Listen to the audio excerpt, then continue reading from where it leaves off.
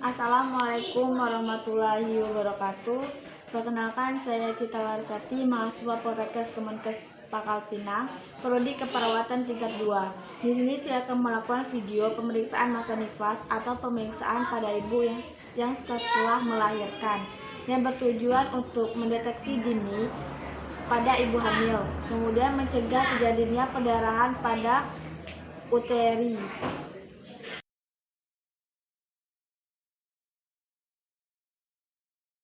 Assalamualaikum warahmatullahi wabarakatuh. Waalaikumsalam. Perkenalkan Bu, nama saya Cita Larsati, mahasiswa Poltekkes Kemenkes Pangkal Pinang. Maaf Bu, di sini nama Ibu siapa? Suruh adik keluar. Oh, baik Bu, di sini tujuan saya akan melakukan pemeriksaan pada Ibu dengan tujuan untuk mengetahui deteksi dini apakah ada komplikasi setelah ibu melahirkan. Kemudian untuk mengetahui apakah ada pendarahan yang terjadi karena uteri ibu. Baiklah Bu, di sini saya membutuhkan waktu kurang lebih 10-15 menit. Apakah Ibu bersedia? Ya. Baiklah Bu, di sini saya membutuh bantuan Ibu. Mohon kerjasamanya ya Bu. Saya permisi dulu untuk mencuci tangan. Kalau mencuci tangan, kita mengecek atau menilai keadaan umum dan tingkat emosi pasien. Tahapan yang ketiga yaitu tahapan kerja, di mana kita melakukan pemeriksaan tekanan vital, yaitu terdiri tekanan darah, suhu tubuh, nadi, dan respirasi pasien. Dengan melakukan tekanan darah, kita juga bisa melakukan untuk pengukuran suhu tubuh pada pasien.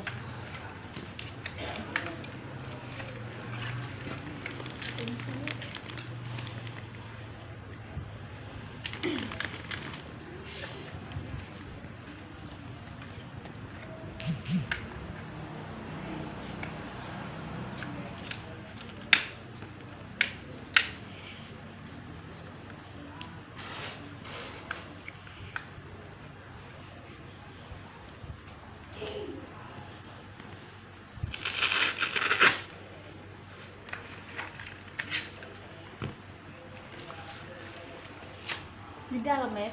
Kelas selanjutnya kita memeriksakan odema atau bengkak pada wajah si pasien. Ini Bu, saya lihat apakah ada bengkak pada wajah ibu. Kemudian setelah itu kita memeriksa adanya warna kuning pada sklera dan warna pucat di konjungtiva pada pasien untuk matanya, apakah anemis atau tidaknya pada pasien. Ini Bu. Setelah itu kita memeriksa mulut dan memeriksa telinga, kebersihan mulut dan kebersihan telinga si pasien.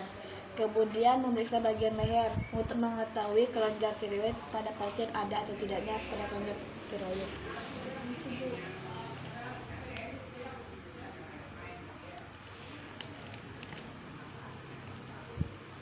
Ya. Selanjutnya untuk memeriksa bagian dada pasien, di mana pada dada ini kita melihat kesimetrisan gerak dan bentuk pasien, kemudian paru-paru dan jantung pada pasien. Permisi Bu, di sini saya akan melakukan pemeriksaan dada Ibu dengan untuk mengetahui apakah simetris atau tidaknya bentuk dan gerakan pada dada Ibu, kemudian paru-paru dan jantung Ibu. Ya. Kemudian untuk memeriksa payudara, di mana pemeriksaan payudara ini kita untuk mengetahui apakah kolostrum sudah keluar. Kemudian adakah lecet atau tanda radang pada payudara pasien. Kemudian kita minta pasien untuk mengangkat atau melakukan pemeriksaan pada payudara tersebut. Permisi Bu, di sini saya akan melakukan pemeriksaan payudara Ibu untuk mengetahui kolostrum pada payudara Ibu sudah keluar atau tidaknya. Kemudian untuk mengetahui radang atau lecet pada Ibu ada tidak atau tidaknya. Lalu Bu, di sini sama kerjasamanya untuk Ibu bisa mengangkat tangan lengan kiri Ibu di atas kepala Ibu. Kemudian saya akan melakukan pemeriksaan di payudara sebelah kiri Ibu dengan secara simetris dari arah jarum jam sampai ke ketiak Ibu. Kemudian saya akan melakukan dengan payudara sebelah kanan Ibu dengan cara mengangkat lengan sebelah kanan Ibu dan diangkat di atas kepala. Setelah pemeriksaan payudara, selanjutnya kita melakukan pemeriksaan pada abdomen, di mana pemeriksaan abdomen ini ada 3 pemeriksaan kita lakukan. Pertama, infeksi bekas luka setelah operasi, kemudian kita melihat tinggi pundus, uteri ibu dan cara kontraksinya.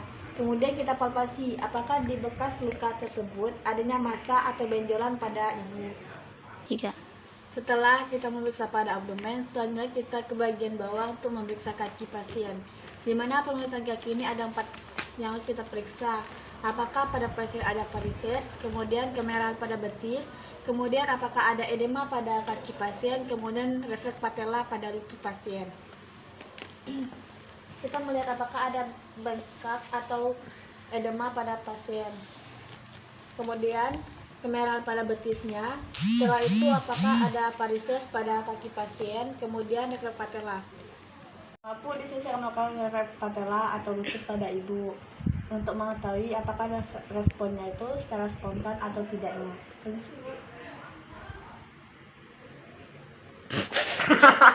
Selanjutnya mencuci tangan dengan sabun, lalu mengeringkan dengan handuk kecil.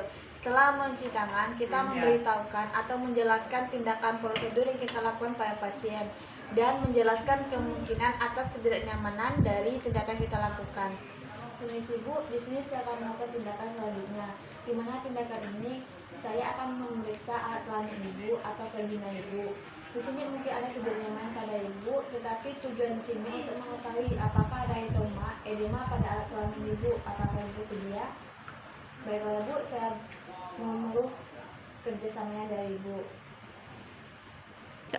Kemudian kita membantu ibu pada posisi untuk pemeriksaan perineum. Sebelum membantu ibu, kita menggunakan sarung tangan.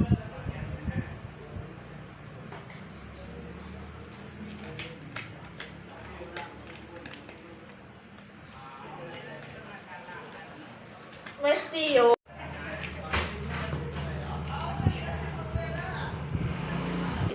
Setelah mengenakan sarung tangan, kita memperhatikan adanya hematoma atau edema, varises, hemoroid, kemudian memperhatikan warna, konsistensi, dan bau dari lokia pada pasien. Kemudian kita memeriksakan perineum untuk penyembuhan dari laserasi atau penjahitan episiotomi pada saat pasien melahirkan.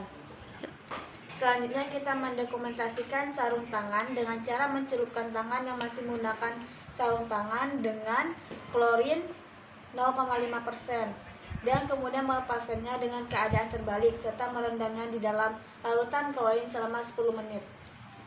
Selanjutnya itu tahapan terminasi, di mana tahapan terminasi ini kita memberitahukan hasil kepada ibu atau keluarga dari tindakan atau yang kita lakukan.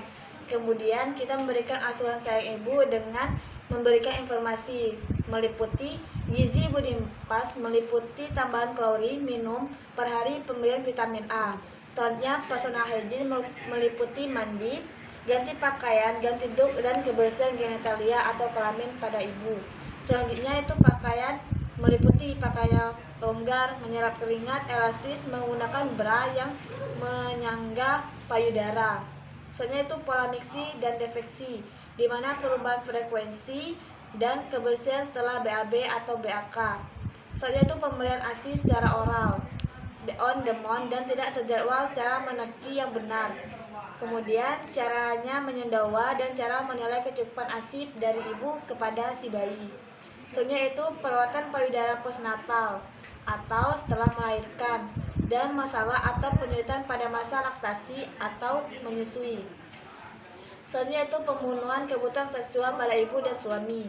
Kemudian keluarga berencana atau KB meliputi penggunaan jenis, mekanisme kerja, jangka waktu, serta efek samping KB yang akan diterima atau yang akan digunakan pada ibu, yaitu kapan harus periksa atau kontrol pada masa nipas.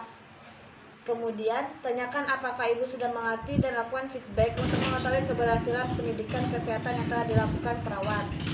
Selanjutnya itu ingatkan pasien mengenai kapan akan bertemu kembali atau kontrol atau kunjungan bertemu.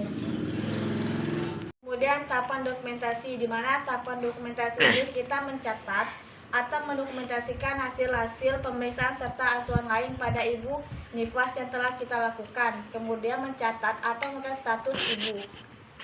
Baiklah, itulah video dari saya. Bila ada kesalahan, saya mohon maaf karena saya masih dalam proses pembelajaran. Terima kasih. Wassalamualaikum warahmatullahi wabarakatuh.